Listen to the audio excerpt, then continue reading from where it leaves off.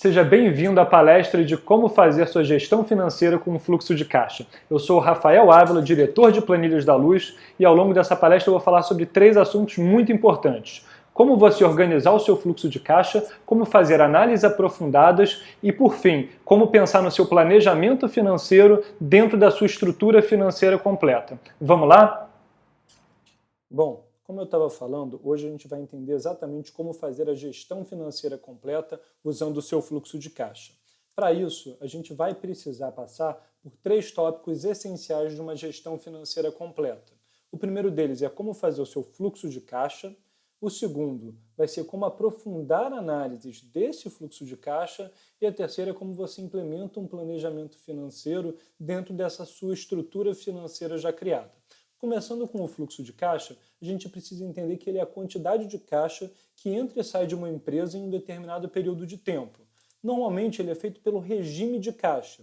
Esse regime de caixa ele pode englobar diversas partes diferentes. Aqui na Luz a gente gosta de trabalhar com o plano de contas, com lançamentos e com uma análise financeira desses dados que você acabou de lançar, desses registros financeiros que você está fazendo. Começando pelo entendimento do que é o plano de contas, a gente vai entender que basicamente o plano de contas são grupos de receitas ou despesas que são usados para classificar as entradas e saídas que existem dentro do seu financeiro. É importante você entender que esses grupos eles precisam ser o mais simplificados possíveis para que você tenha um bom controle financeiro. Senão você vai acabar tendo muito mais trabalho de análise, porque existem muitos grupos e muitas contas e muitos itens, do que de fato fazer uma análise financeira bem feita. Então é essencial que você tenha um plano de contas para você fazer análises mais aprofundadas no seu fluxo de caixa. Eu vou mostrar isso para você já já.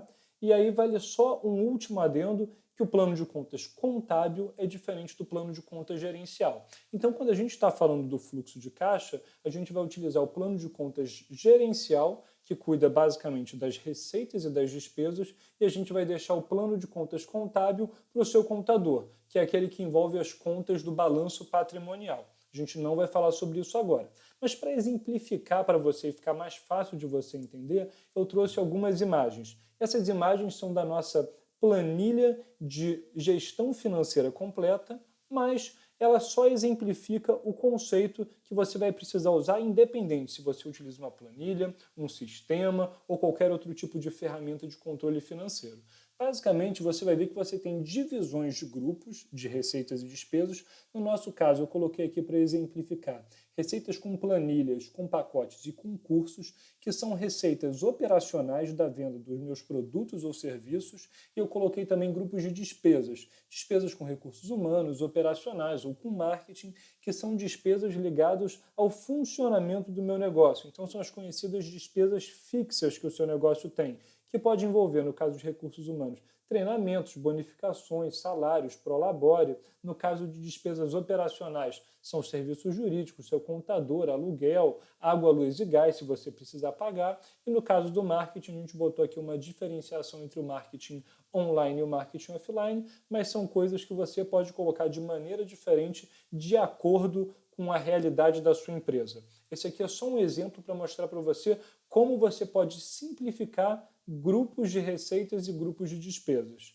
E só para te mostrar como isso pode te ajudar numa análise financeira, esses grupos eles podem estar mais bem detalhados em gráficos e você entender exatamente quais são os grupos que são mais importantes para o seu negócio.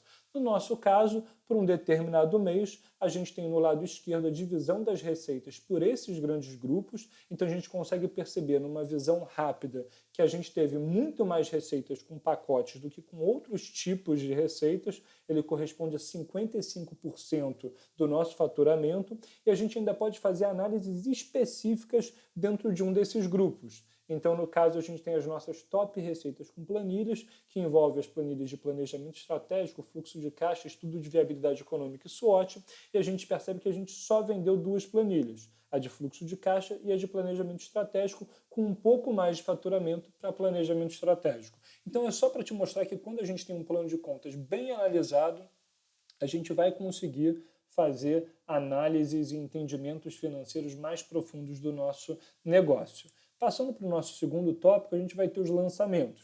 Então, o plano de contas ele serve para você classificar, agora você precisa fazer o seu registro financeiro.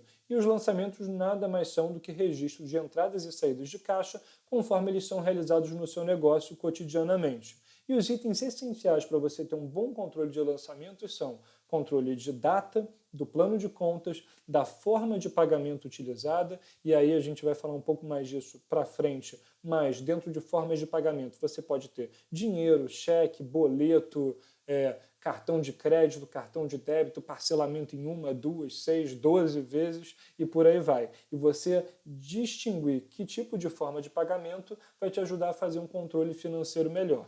Você também pode fazer o controle de conta e cartão que você está utilizando, então você pode fazer diferenciação de uma análise bancária, por exemplo, de contas diferentes que você tem, e também a questão do valor que você está utilizando e o status de pagamento, ou seja, se aquela conta já foi paga de fato ou não. E isso vai ser essencial quando a gente falar da diferenciação entre regime de caixa e competência um pouquinho mais para frente. Então esses são os itens principais. Na nossa planilha a gente utiliza essa estrutura que é um pouco mais completa e contém alguns itens que são opcionais se você quiser preencher, como por exemplo o centro de custo, uma análise por cliente ou fornecedor, que a gente vai falar no segundo tópico dessa palestra, que é onde a gente entra em análises mais aprofundadas do seu fluxo de caixa, mas a estrutura principal está aí. Você vai registrando para cada lançamento valor, classificação, plano de contas, forma de pagamento, qual conta está relacionada, qual foi o dia do mês, qual é esse valor, com que status de pagamento que ele está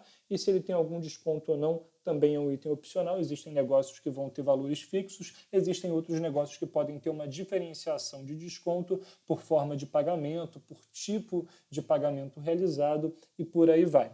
Esses são os lançamentos e quando você faz os lançamentos bem feitos, você vai chegar na terceira parte e talvez a mais importante de uma análise de fluxo de caixa mais geral, que é a parte de análise financeira. Aqui você vai ter 4 grupos de análise principais. O fluxo de caixa, que ele está no regime de caixa. O que isso quer dizer, regime de caixa? Quer dizer que só entra no seu fluxo de caixa valores que realmente entraram na sua conta bancária, que realmente foram realizados. Então, por exemplo, se você realiza uma venda parcelada em 10 vezes e você recebeu a primeira parcela, você vai ter no seu regime de caixa só a primeira parcela. Todos os outros valores são ignorados. E por que esse tipo de análise é muito bom e importante para o seu financeiro?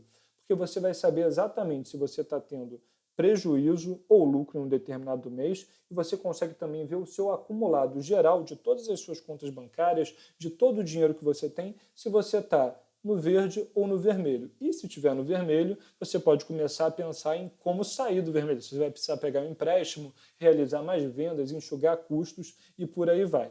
Então o fluxo de caixa talvez seja o demonstrativo financeiro mais importante para você, mas obviamente ele não é o único. Então se aqui você consegue ver toda a sua receita pelo regime de caixa de uma forma clara e você consegue ver tanto num relatório, num demonstrativo, como eu mostrei anterior, né, uma tabela, como em gráficos também. Então aqui são os mesmos valores daquela tabela tangibilizados em gráficos fáceis de se analisar. Então aqui a gente vê que a linha cinza é o nosso lucro e que a gente teve prejuízo em fevereiro e todos os outros meses até setembro a gente teve lucro. Obviamente essa é uma análise temporal, eu estou considerando aqui que a gente está analisando só até setembro. Se a gente tivesse até dezembro, a gente teria as colunas verde, vermelhas e a linha cinza também preenchidos.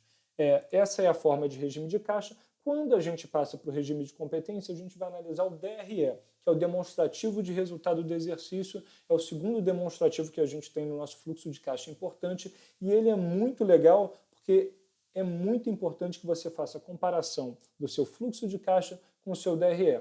Porque no caso do DRE, ao invés de você registrar exatamente o que entrou no seu caixa, aqui você vai registrar o que foi vendido. Então, se em janeiro eu realizei uma venda de 10 mil parcelado em 10 vezes, não importa. O que importa é o ato da venda. Então, se eu vendi em janeiro 10 mil, vai entrar no meu DRE 10 mil em janeiro. Esse não é um dinheiro que entrou no meu caixa, mas é um dinheiro que, entre aspas, eu tenho direito. Então, sempre se você fizer a comparação do seu caixa com o seu DRE, você vai conseguir ter uma visualização, por exemplo, do que entrou de fato, se você está com uma alta inadimplência ou não, se você está realizando muitos parcelamentos e por causa disso o seu caixa atual está baixo. Bom, é uma série de análises e insights que você consegue tirar a partir da comparação do regime de caixa com o regime de competência. E para fechar, a gente também vai ter o contas a pagar e o contas a receber, que são outros dois relatórios super importantes que vão mostrar para você se você está tendo necessidade de caixa ou não. Ou seja, se para um determinado mês o capital de giro que você tem é suficiente ou não. No nosso caso, se a gente olhar para janeiro, por exemplo, a gente tem uma necessidade de caixa de R$ 4.500.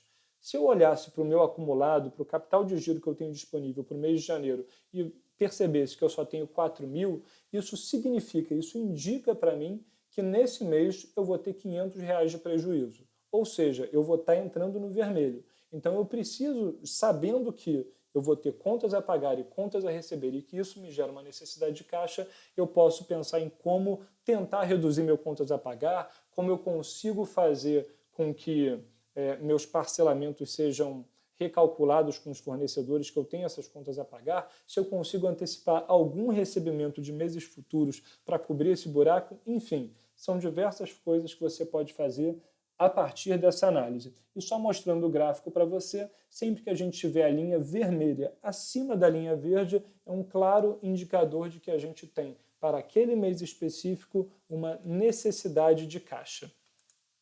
Então, essas são formas importantes de você analisar e a gente pode tirar alguns insights principais sempre que a gente está olhando essa parte do fluxo de caixa, que é o momento mais inicial da sua gestão financeira como um todo.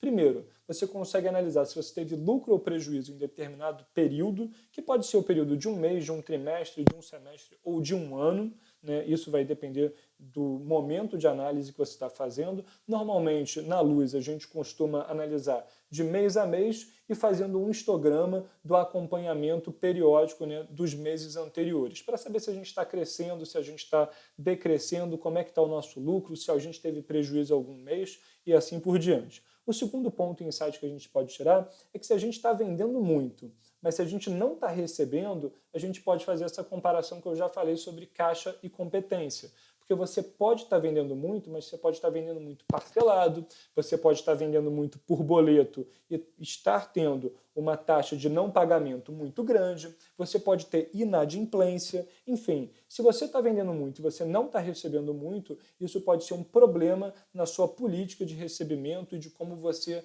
realiza as formas de pagamento do seu negócio.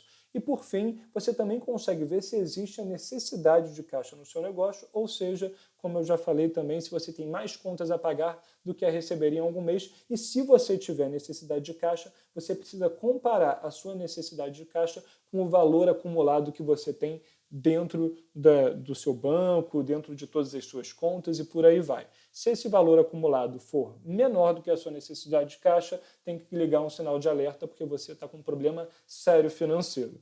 Passando agora para o nosso aprendizado principal do fluxo de caixa, é simplesmente assim, se você não tem um fluxo de caixa hoje no seu negócio, é essencial que você tenha, para que você tenha um controle da saúde financeira do seu negócio, que você saiba para onde você está indo. O fluxo de caixa, ele é essencial. Mas aí vem uma pergunta importante, será que ele é a única coisa que você precisa ter? Não, você pode ter aprofundamento no seu fluxo de caixa. Então, o fluxo de caixa ele é uma ferramenta essencial para qualquer gestor financeiro, só que ele pode ser um pouco mais complexo do que esse simples fluxo de caixa que eu acabei de falar, onde você só tem receitas e despesas. Você pode aprofundar as suas análises. E quando a gente fala de aprofundamento de análise, a gente tem mais 3 tópicos para cobrir, que são os aprofundamentos de parcelamentos, de centros de custos e de clientes e fornecedores, que são formas de análise que vão permitir que você tenha mais controle financeiro e mais entendimento da realidade financeira do seu negócio. No caso dos parcelamentos, a gente vai entrar basicamente em formas de pagamento. Então, se você está parcelando em uma vez, em 3 vezes, 6 vezes, 12 vezes e daí por diante. Por que o parcelamento é importante? Principalmente porque Porque se você tiver muito parcelamento de receita, isso pode gerar uma necessidade de caixa para você para o presente. Então você pode ter algumas estratégias de políticas de parcelamento que facilitem a entrada de caixa no curto período de tempo. Então vamos lá. Se você tem produtos diferentes com valores diferentes, você pode botar os produtos que têm valores mais baixos com políticas de parcelamento menores. Se você tem produtos com alto valor agregado, que dificilmente alguém vai ter o dinheiro para pagar à vista, você pode começar a utilizar políticas de parcelamento em mais vezes para esses produtos com valor agregado. No caso da luz, por exemplo, a gente não permite parcelamento até R$ 100. A partir de R$ 100 até 300 ou R$ 500, a gente tem o parcelamento em até 3 vezes, e a partir de R$ 500 a gente permite parcelamento em até 6 vezes. Ou seja, o maior número de parcelas que a gente tem são 6 meses, e a gente trabalha isso de uma maneira muito legal. Mas, de qualquer forma, mesmo você parcelando em 3, 6 vezes, ou mesmo fazendo parcelamentos curtos, pequenos, você pode ter problema de caixa no presente. E aí você pode analisar a possibilidade de fazer antecipação desses valores futuros que você tem a receber. E isso vai fazer com que você não tenha um problema de caixa presente, mas, obviamente, a gente não tem instituições financeiras, bancos bonzinhos, você vai ter que pagar uma taxa por essa antecipação. Então você tem que tomar muito cuidado, porque às vezes essa taxa pode ser abusiva e pode não valer a pena você antecipar um valor que você tem em futuro. Então, toma muito cuidado, porque a antecipação é uma coisa muito boa, a gente pratica na Luz, até recomenda, mas com um cuidado muito grande para as taxas que você vai ter que pagar por isso. Às vezes elas podem ser abusivas. E aí, só para a gente ir para os nossos últimos 2 insights sobre parcelamentos, é que se você tiver também muitos parcelamentos de despesas, obviamente você vai estar pagando menos no presente, mas você vai estar gerando uma necessidade de caixa futuro para pagar esses parcelamentos. Então você tem que sempre buscar o equilíbrio do uso das suas formas de pagamento, tanto quando você está fazendo uma compra, quando você está tendo uma despesa, como quando você está realizando uma venda e tendo uma receita. As políticas de parcelamento são essenciais para isso, as possibilidades de antecipação podem te ajudar muito e, principalmente, quando você tiver boa possibilidade de negociar com seus fornecedores, você vai conseguir fazer esse equilíbrio melhor do que você está pagando e do que você está recebendo. Indo para a nossa segunda análise aprofundada, a gente pode entrar nos centros de custo. Basicamente, para quem não conhece, o centro de custo é uma área da sua empresa. Eu estou colocando aqui independente entre aspas, porque é uma área que é capaz de gerar receitas e despesas por ela própria. Então, alguns exemplos são: você pode ter uma empresa que tem diversas lojas, e cada loja vai gerar sua receita e sua despesa. E por gerar receita e despesa, ela pode ser considerada um centro de custo do seu negócio. Você pode falar sobre filiais, franquias, áreas do negócio diferentes. Então, muitas vezes você pode ter uma consultoria que você tem áreas diferentes, né? Então, você pode ter uma consultoria de negócios e uma consultoria voltada para design. E essas duas áreas vão ter receitas e despesas, e por isso podem ser considerados centros de custo do seu negócio. Entrando especificamente na análise do centro de custo, vai ser muito parecido com o fluxo de caixa, com o seu DRE, a única diferença é que na hora que você estiver fazendo o registro dos lançamentos de receitas e despesas, você vai fazer a categorização do centro de custo. Aqui eu fiz um exemplo do centro de custo da loja 1, que, como você consegue ver rapidamente, tem 3 meses no vermelho e 5 meses no verde, e também o registro do centro de custo da loja 2, que teve basicamente apenas 1 mês no vermelho e todos os outros 7 meses no verde. Obviamente que daqui a gente está analisando só de janeiro até agosto, então são 8 meses, não são os 12 meses do ano. E aí, fazendo uma análise rápida, eu falaria: nossa, a loja 2 teve só 1 mês no vermelho, a loja 1 teve 3 meses no vermelho, loja 1 está pior. Mas se a gente for analisar cada um desses valores que a gente colocou, a gente vai perceber que a loja 1 teve uma quantidade de receitas muito maior, maior até do que o dobro, teve uma quantidade de despesas maior também, então a gente consegue ver que a quantidade de despesas da loja 1 é maior do que a quantidade de despesas da loja 2, mas se a gente for olhar só o lucro ou prejuízo apurado nesse período, a gente vai ter que a loja 1 teve R$ 51 mil de lucro, enquanto a loja 2 teve R$ 38 mil de lucro. São duas lojas lucrativas. Se a gente fosse olhar para a lucratividade da loja 2 seria até maior do que a lucratividade da loja 1, mas independentemente disso, o que eu estou mostrando aqui para você é que sempre você vai precisar fazer a comparação de centros de custo que você tem para você entender quais são os mais vantajosos, por que eles são mais vantajosos e o que você pode fazer a respeito. E dentro do que você pode fazer a respeito, a gente tem aqui alguns insights bem legais. Basicamente, se você tem alguma área que tem receita e despesa, você precisa fazer a categorização por cento de custo e isso você consegue numa planilha de gestão financeira mais completa.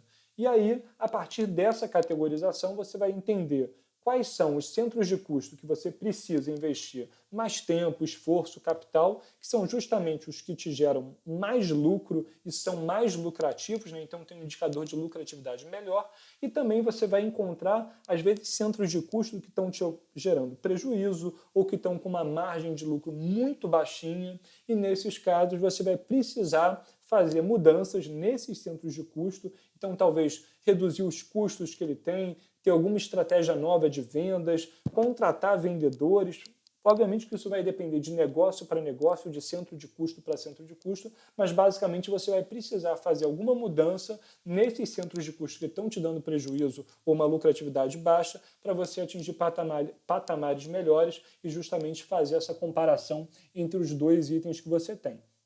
E para finalizar o nosso aprofundamento de análises, a gente vai ter análise de clientes e fornecedores. Também é uma análise específica, que também é feita quando você está fazendo lançamentos, basta você ter um registro de quais receitas são advindas, estão sendo vindas de um determinado cliente e quais custos estão sendo relacionados a um determinado fornecedor, e quando você faz isso, você vai conseguir ter uma análise financeira específica de um determinado cliente. Aqui eu separei um gráfico da nossa planilha de gestão financeira. Esse gráfico ele é de um cliente específico, a gente consegue ver que esse cliente ele tem alguns custos diretos, mas que é um cliente extremamente lucrativo. No nosso caso, fingindo que a gente já tivesse análise do ano inteiro, a gente consegue perceber que a gente perdeu esse cliente de setembro para outubro. E isso fez com que a gente parasse de ter um lucro considerável com ele, né? Então, por mês, só com esse cliente, a gente estava tendo 18 mil, 19 mil, 20 mil, uma crescente aí de lucro, mas que a partir do mês de outubro esse lucro zerou.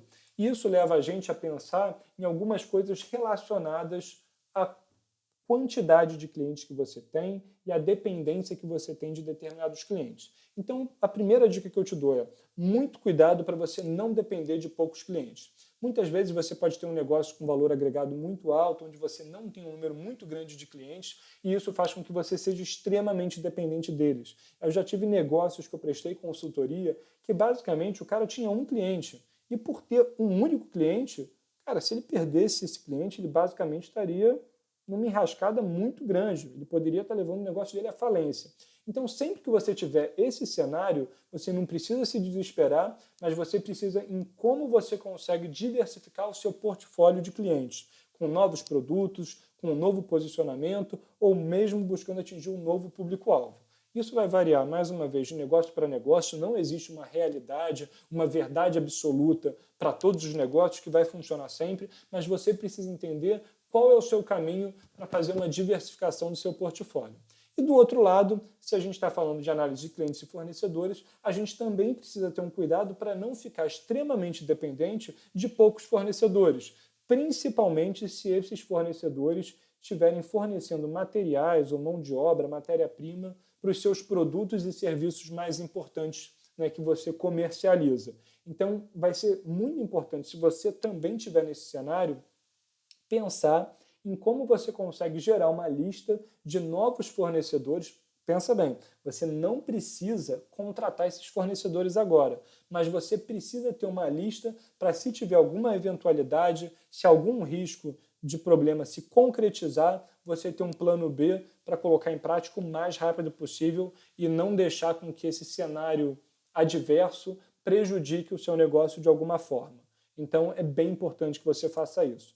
Então, nosso segundo aprendizado, basicamente, é que fazer análise de fluxo de caixa é bem legal, mas quando você faz ela de maneira mais aprofundada, quando você faz uma análise de centro de custo, de clientes e fornecedores, de parcelamentos, você consegue encontrar diversas ótimas oportunidades para você fazer o seu negócio crescer mais e evitar também que problemas ou áreas pouco lucrativas ou até mesmo que deem prejuízo afundem o seu negócio, sendo que você tem áreas ou partes do seu negócio mais importantes e você consegue verificar isso apenas fazendo uma análise mais aprofundada. E é por isso mesmo que eu falo muito bem da gestão financeira completa. O fluxo de caixa é um ponto essencial da gestão financeira, mas quando você quer fazer uma gestão financeira completa, você acaba entrando nessas especificações que não é toda planilha ou sistema que tem.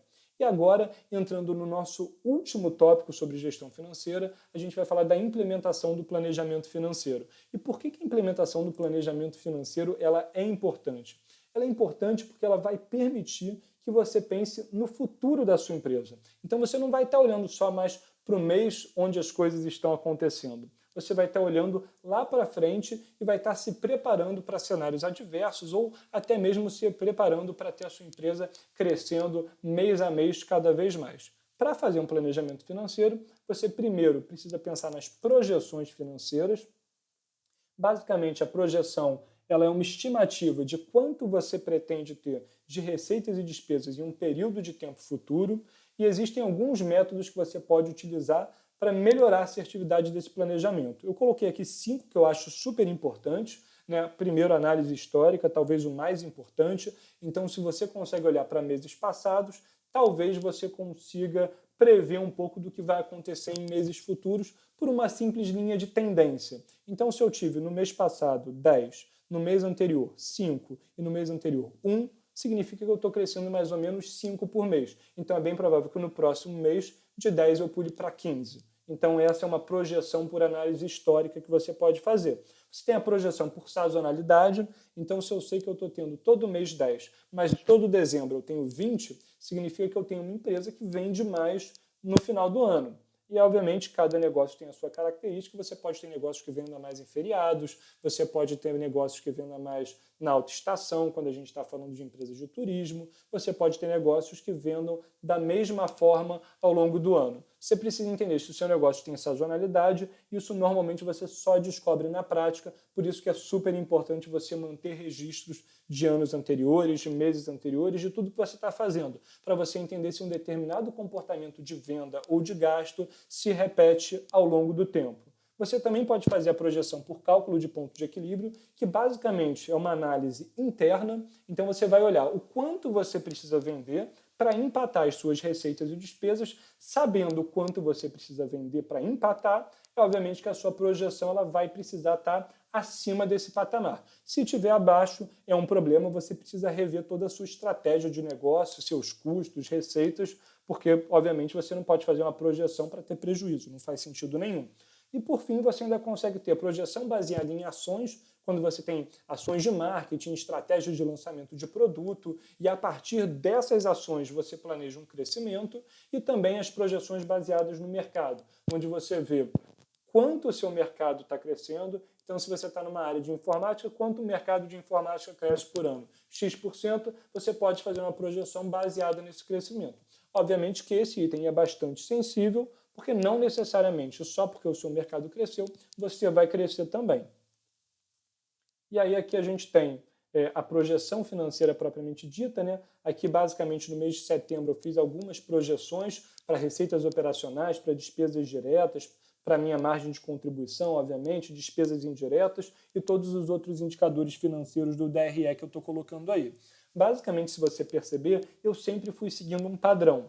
Então, se eu tive crescimento de abril para junho, de junho para julho, de julho para agosto, e esse crescimento foi chegando num patamar de 5 mil, eu também lancei 5 mil para setembro. Da mesma forma, você consegue ver que nos meus últimos meses, desde maio até agosto, a minha despesa foi crescendo de R$500 a cada mês. Então, eu fiz da mesma forma R$500 para setembro.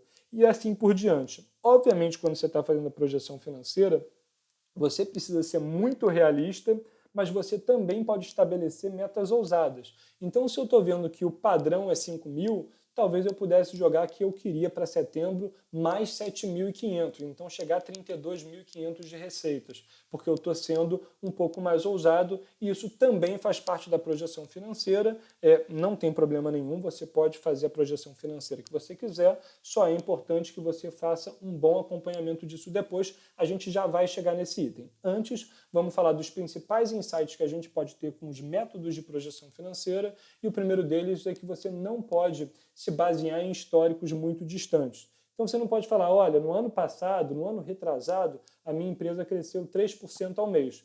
Porque isso faz muito tempo e tudo muda. A gente vive num mercado que está em constante adaptação, né? Então o cenário está sempre novo, está sempre surgindo um concorrente novo, os clientes estão se adaptando a um tipo de produto diferente, um tipo de serviço diferente. Você não pode se basear em históricos muito antigos. Você precisa sempre pensar num presente próximo e isso vai te ajudar a ter uma análise histórica melhor. Se você olhar só para o seu mercado, obviamente, que pode não adiantar nada, porque a sua empresa pode estar crescendo muito pouco e o mercado inteiro crescendo bem, ou às vezes você tem uma empresa que corresponde a uma parcela muito grande do mercado, isso ela sozinha está crescendo e isso joga o mercado para cima, mas isso não quer dizer que a sua empresa vai ter esse crescimento também. Então a projeção olhando para o mercado é uma das que eu menos gosto e é a que tem mais chance de dar errado, mas ela não deixa de ser uma opção para você olhar também.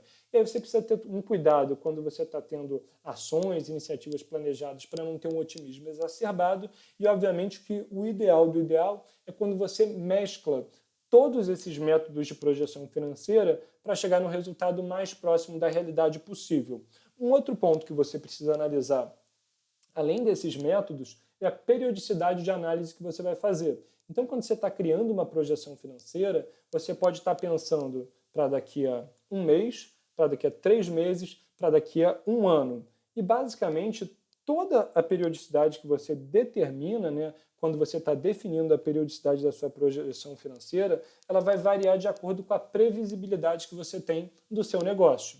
Então, se você tem um negócio que ele funciona há 5 anos e que quase sempre os valores são muito parecidos, isso te garante uma previsibilidade maior que pode te possibilitar fazer uma análise um pouco mais longa. Então, ao invés de você fazer somente um mês, você pode fazer para um ano inteiro. Então, é mais ou menos isso, né? Quando você tem um negócio que ele já está estabelecido, que ele é maduro, você consegue ter uma periodicidade maior de análise, de planejamento financeiro. Se você tem um negócio muito novo ou que ele é muito imprevisível, está num mercado que está em constante mudança, talvez fazer a projeção mês a mês seja mais interessante, porque vai te evitar fazer muito trabalho, né? Ter um trabalho muito grande que vai ser inútil, porque a sua previsão vai ser totalmente diferente da sua realidade. Então a verdade é que quanto mais segurança você tiver, maior vai ser o prazo que você vai fazer de planejamento e, obviamente, você sempre precisa pensar se isso está acontecendo de fato ou não. Então, o seu planejamento está se realizando ou não está. E você vai fazer isso através do acompanhamento do seu planejamento financeiro.